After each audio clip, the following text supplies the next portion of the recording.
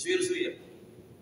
Tidak satu begitu, tapi disobek-sobek rotinya, ditaruh di sebuah tempat, ditalam atau di piring. Kemudian disirami di atas roti itu kuah sup marakul lahmi, sup yang sudah dimasakkan daging di dalamnya. Sup daging masukkan, ditaburi di atas roti yang sudah disuir-suir itu, sehingga rasa rotinya sudah lembut karena sudah bercampur dengan kuah sup tadi, dan daging-dagingnya ikut serta di dalamnya. Ya, kadang-kadang ada daging atau kuahnya saja, tergantung kemudahan. Ya, gimana yang mampu, mungkin kalau keluarganya ini kaya, mungkin disertai dengan daging. Mungkin kalau tidak punya daging, ya sudah kuahnya saja. Yang jelas roti tadi sudah lembut karena sudah bercampur dengan kuah sup. Mungkin kalau sekarang, Bapak Ibu sekalian, yang pernah kita makan di Arab itu, makanan yang mirip dengan itu namanya Allahumma sholli ala fattah.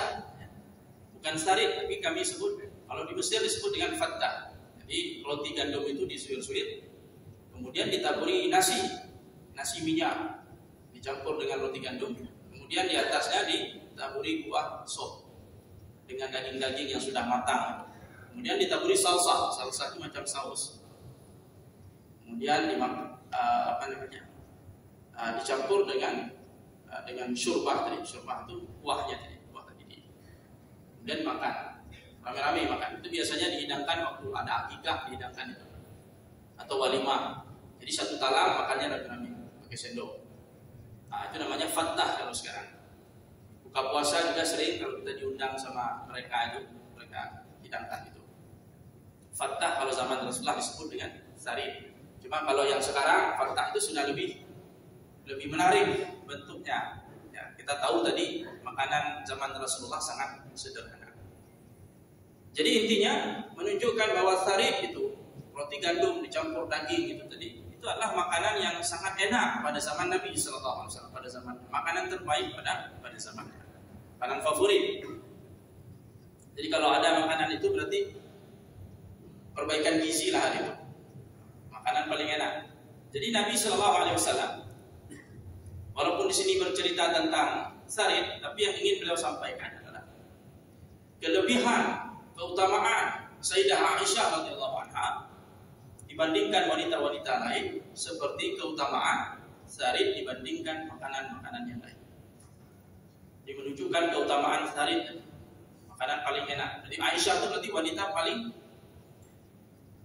berkualitas dibandingkan wanita-wanita yang lain, baik pada zamannya atau pada zaman sesudahnya. Nabi ingin menjelaskan keutamaan salah seorang ummul mukminin Sayyidah Aisyah radhiyallahu anha. Jadi ditasbihkan, diumpamakan seperti sarit. Karena sarit ini paling enak, paling bergizi, paling banyak peminatnya. Aisyah juga paling berkualitas, paling banyak potensi kebaikan yang ada di dalamnya, paling banyak jasa-jasanya terhadap agama, sehingga Rasulullah mentasbih, mengumpamakan, mengibaratkan antara Aisyah dengan sarit tadi. Kaum muslimin yang dirahmati Allah Subhanahu wa taala, apa saja keutamaan Aisyah? Kalau kita melihat rekam jejak kehidupan Ummul Mukminin Aisyah, sehingga sampai-sampai Nabi Sallallahu Alaihi Wasallam mengibaratkannya dengan sarit, makanan favorit pada zaman itu. Di sini panjang pembahasan terkait dengan Sayyidah Aisyah radhiyallahu anha. Mungkin kita sudah pernah membahas di majelis ini sampai berapa puluh sesi tentang Aisyah radhiyallahu anha. Tapi setidaknya kita di sini sampaikan, kita simpulkan saja fadilah-fadilah keutamaan Aisyah, sehingga benarlah apa yang disampaikan oleh Nabi Sallallahu Alaihi Wasallam. Shadaqa Rasulullah Sallallahu Alaihi Wasallam dengan hadis-hadisnya ini. Yang pertama, Al-Imam Az-Zahabi mengatakan Aisyah itu adalah afqahu nisa'il ummah. Aisyah adalah wanita yang paling faqih, yang paling alim di kalangan umat ini. Jadi dari seluruh wanita umat Nabi Muhammad SAW, perempuannya itu Aisyah yang nomor satu.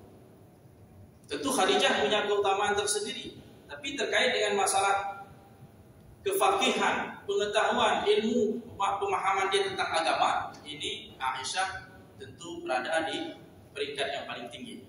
Itu kata Imam Az-Zahabi.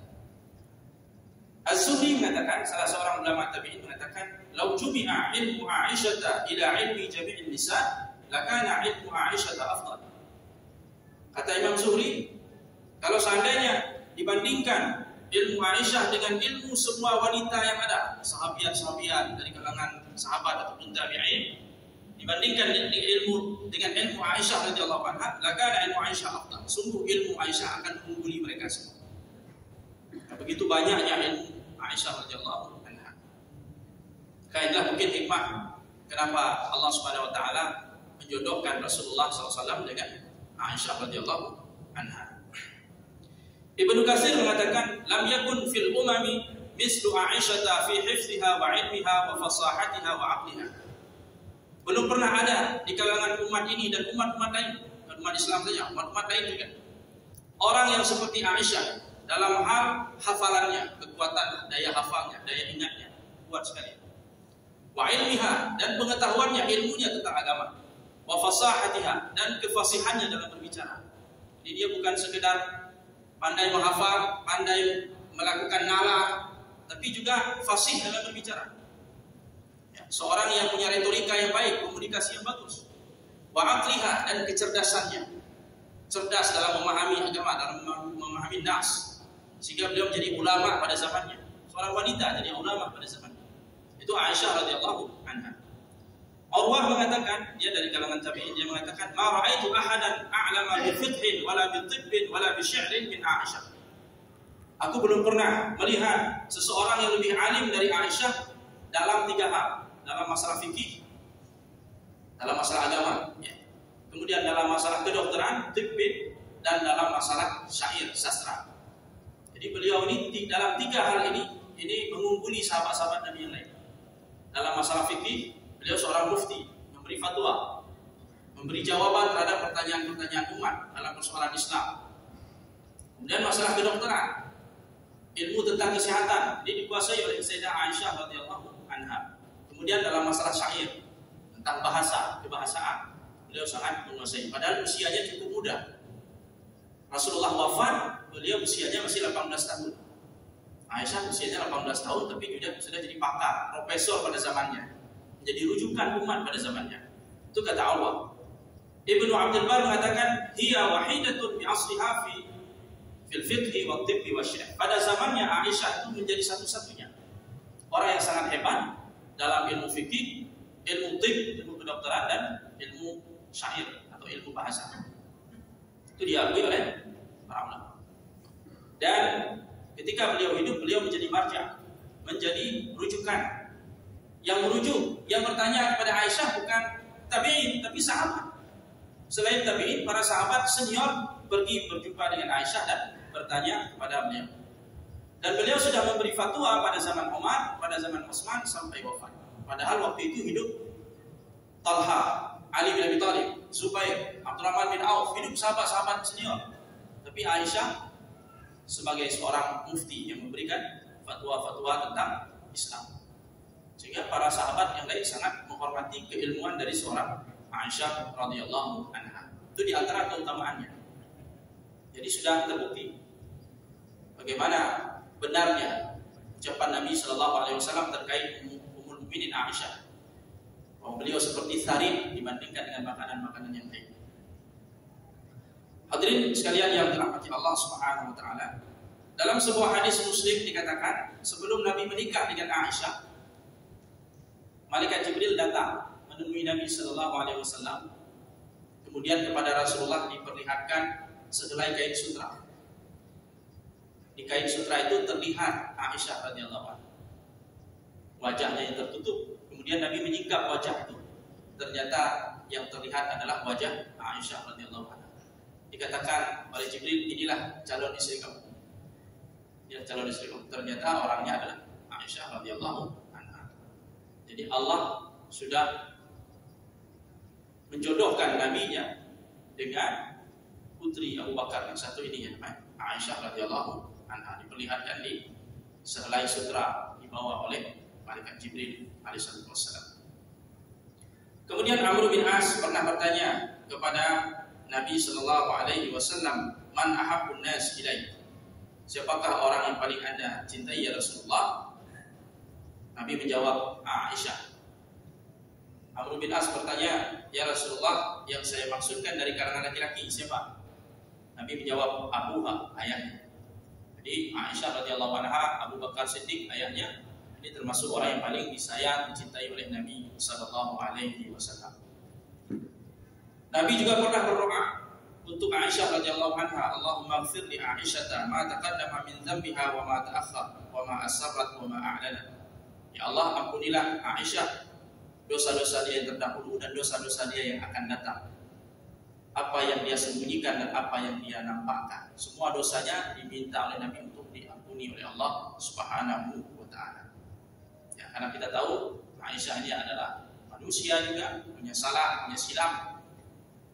Baik pada masa hidup dia bersama Nabi sallallahu alaihi wasallam maupun setelah Nabi wafat, ada kesalahan kesilapannya itu sudah dimaafkan, diampuni oleh Allah Subhanahu wa taala karena Nabi sendiri yang mendoakan keampunan untuknya. Jadi sudah mendapat jaminan ampunan. Jadi kalau ada nanti syubhat-syubhat tentang Aisyah, orang menuduh Aisyah begini begitu, terutama pada masa Ali bin Abi Thalib terkait dengan perbedaan pendapat pandangan beliau dengan Ali bin Abi Thalib. Jadi syubhat-syubhat itu tidak usah digubris.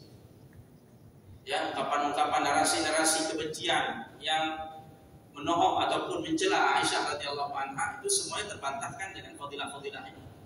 Nabi sejak dia masa hidup, Nabi sudah menjamin istrinya ini dapatkan ampunan Allah Subhanahu wa taala. Istrinya ini adalah penghuni surga, sudah dijamin. Jadi kita tidak perlu lagi mendengar orang-orang lain selain Nabi sallallahu alaihi wasallam. Ucapan Rasulullah itu sudah pasti.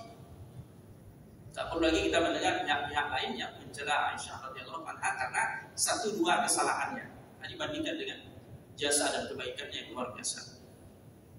Kaum muslimin yang dirahmati Allah Subhanahu wa taala. Kemudian suatu ketika dalam hadis sahih juga disebut Nabi sallallahu alaihi wasallam didatangi Jibril. Kemudian Jibril pun pulang pergi. Nabi mengatakan, "Ya Aisyah, wahai Aisyah, hadza Jibril yuqri'ukis salam." Baru saja datang Jibril mengucapkan salam untukmu. Jadi dapat salam dari Jibril. Tidak mungkin kalau orang jahat, orang yang munafik mendapatkan salam dari seorang malaikat yang mulia, seorang Jibril. Jadi yang dapat salam dari Jibril tentu orang-orang mulia. Maka tidak perlu kita menggubris ungkapan-ungkapan dari kaum Rafidah atau orang-orang yang membenci Aisyah radhiyallahu anha yang mengatakan bahwa dia adalah orang yang tercela dan sebagainya. Kita tidak perlu pedulikan ucapan-ucapan itu karena Jibril saja mengucapkan salam kepada Aisyah. Sehingga Aisyah mengatakan, "Tara ma la ara ya Rasulullah." Anda bisa melihat sesuatu yang aku tidak bisa melihatnya ya Rasulullah. Ya, karena Rasulullah bisa berinteraksi dengan Jibril, sedangkan Aisyah tidak tahu kalau itu Jibril. Kemudian dalam sebuah riwayat Sahih Bukhari, suatu hari Ali bin Abi Thalib mengutus Ammar bin Yasir dan Hasan bin Ali menuju Kufah. Waktu itu Ali sebagai Amirul Mukminin, khalifah. Karena dia dengar Aisyah dengan beberapa sahabat membawa pasukan kaum muslimin. Sehingga ini peristiwa menjelang peristiwa terjadi perang Jamal antara Ali bin Abi Thalib di satu pihak dengan Aisyah radhiyallahu anha di pihak yang lain.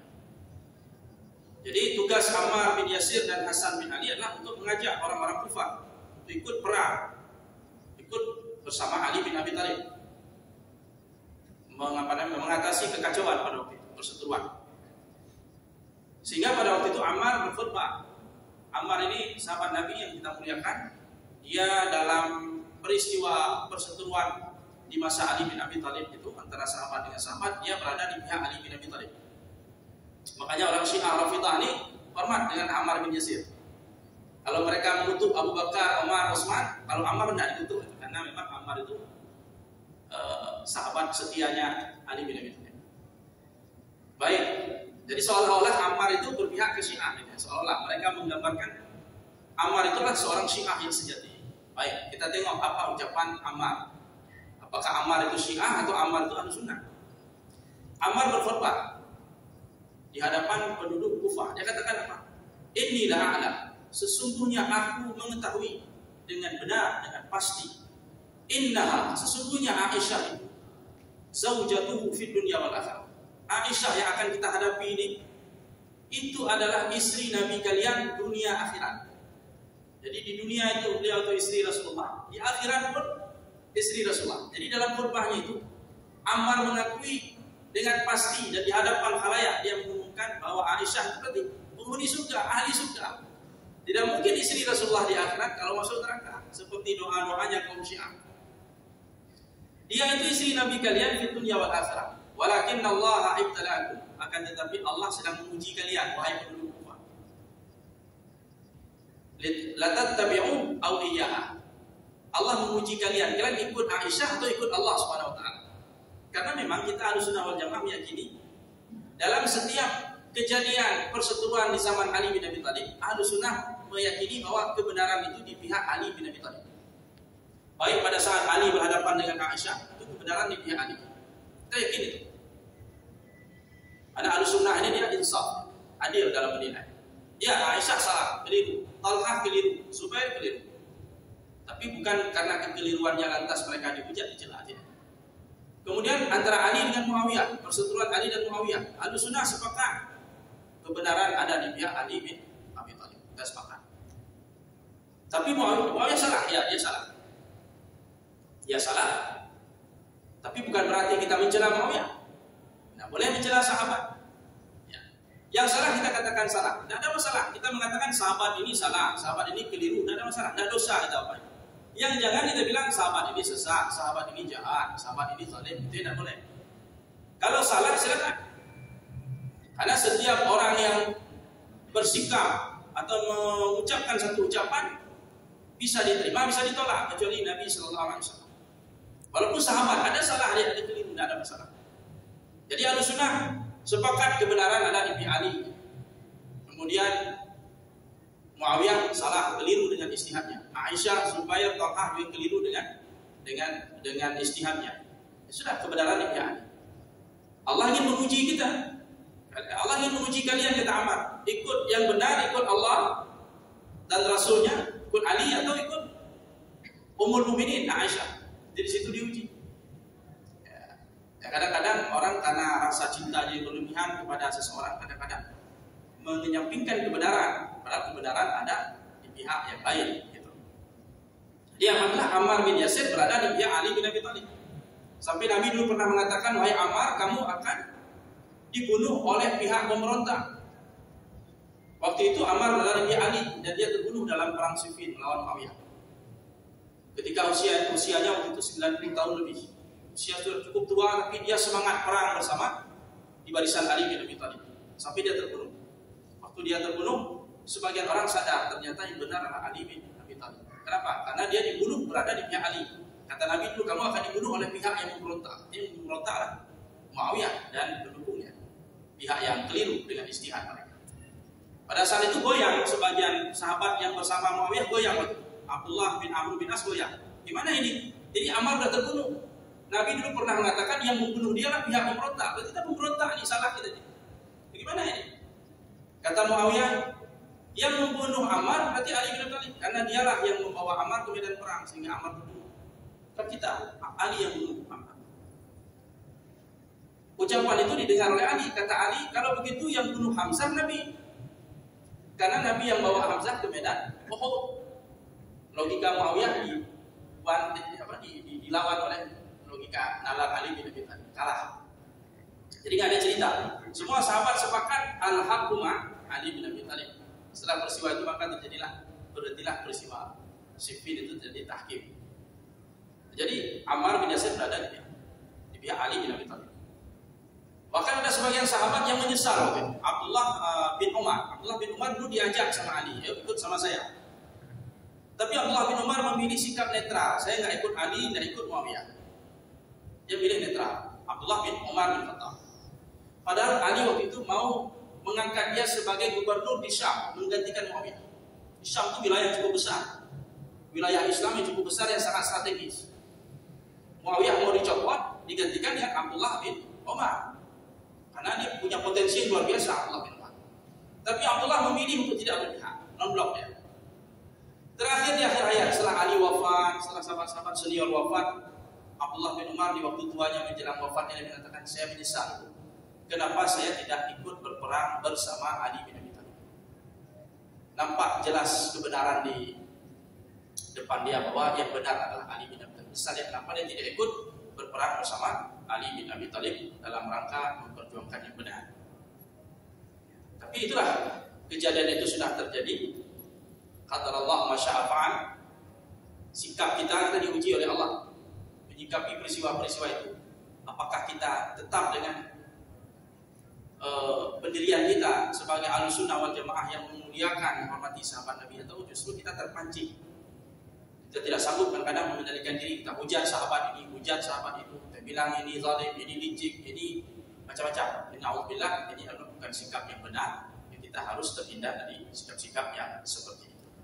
Jadi intinya kaum muslimin yang dirahmati Allah, dalam riwayat ini Ammar bin Yasir memuji bahwa mengakui keutamaan Aisyah sebagai istri Nabi di dunia maupun di akhirat.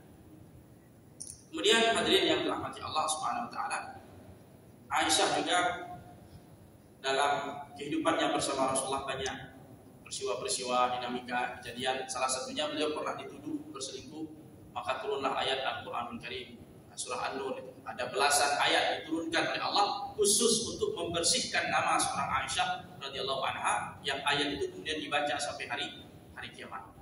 Sehingga para ulama mengatakan, Imam Az-Zarkashi mengatakan, siapa yang menuduh Aisyah melakukan perselingkuhan, menuduh Aisyah dengan perbuatan zina, maka sungguh dia telah kafir. Kenapa? Karena Quran turun membenarkan atau mensucikan nama Aisyah. Tiba-tiba dia dituduh sebagai wanita jahat. Siapa yang menuduh Aisyah wanita jahat, kafir hukumnya. Kenapa? Karena dia mengingkari Al-Quran. Imam Malik bin Anas, Imam Malik gurunya Imam Syafi'i mengatakan, man sabba Abu Bakrin wa Umar julid. Siapa yang mengejek, menghina Abu Bakar Umar, maka dicambuk hukuman. Tapi siapa yang menghina Aisyah, menuduh Aisyah sebagai wanita jahat, maka dia dibunuh. Siapa yang mengejek Aisyah atau menurut Imam Malik dibunuh. Yang menghina Abu Bakar Umar dicambuk saja akan dibunuh. Kenapa? Karena persoalan Aisyah ini persoalan Quran. Terkait dengan Aisyah turun ayat Quran yang membersihkan namanya. Yang ayat itu kita baca sampai hari kiamat. Yang dibaca oleh orang Syiah terbaca. Tidak tahu waktu mereka baca ayat itu, entah mungkin kejang-kejang mereka baca itu. Ayat yang memuji bahwa Aisyah ini adalah wanita yang terbebas dari tuduhan. Dan pendapat dari Imam Malik ini didukung oleh Ibnu Hazm, didukung oleh Ibnu Dihyah dan ulama-ulama lain.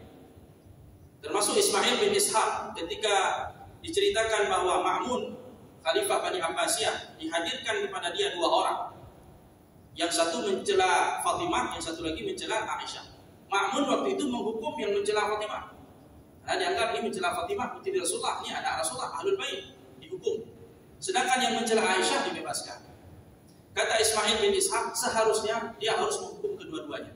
Karena mencela Fatimah sama juga seperti mencela Aisyah radhiyallahu anha. Kenapa yang mencela Fatimah saja dihukum? Kenapa tidak dua-duanya dihukum? Kata Ismail bin Ishaq.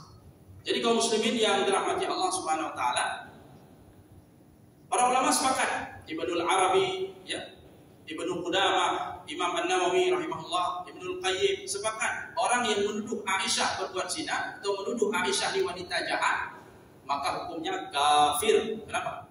Karena dia mengingkari ayat Allah Subhanahu wa taala. Dalam ayat itu sudah jelas, sharih, tegas, Allah mensucikan namanya sampai hari kiamat. Jadi tidak ada yang berhak mengotori nama kesucian nama dari Aisyah ummul mukminin radhiyallahu anha. Dan banyak lagi kaum muslimin keutamaan-keutamaan Aisyah radhiyallahu anha yang disebutkan di dalam hadis-hadis sahih. Sehingga dari itu semua kita betul-betul yakin dengan apa yang dikatakan oleh Nabi sallallahu alaihi wasallam dalam hadis tadi tentang sarif, bahwa keutamaan Aisyah dibandingkan wanita-wanita lain di dunia ini seperti perbandingan sarif dengan makanan-makanan yang lain. Mudah-mudahan kita menjadi orang-orang yang mencintai Allah dan Rasulnya, mencintai sahabat-sahabat Rasulullah SAW, mencintai ahli bait Rasulullah SAW, dan mencintai Ummul Mukminin sebagai ibunda-ibunda kita, kaum mukminin dan mukminat sekalian. Demikian pengajian kita pada hari ini. mudah-mudahan bermanfaat. Aqulu qawli hadza wa astaghfirullah li wa lakum. Subhanakallahumma wa bihamdika asyhadu an la ilaha illa anta nastaghfiruka wa natubu ilaik. Assalamualaikum warahmatullahi wabarakatuh.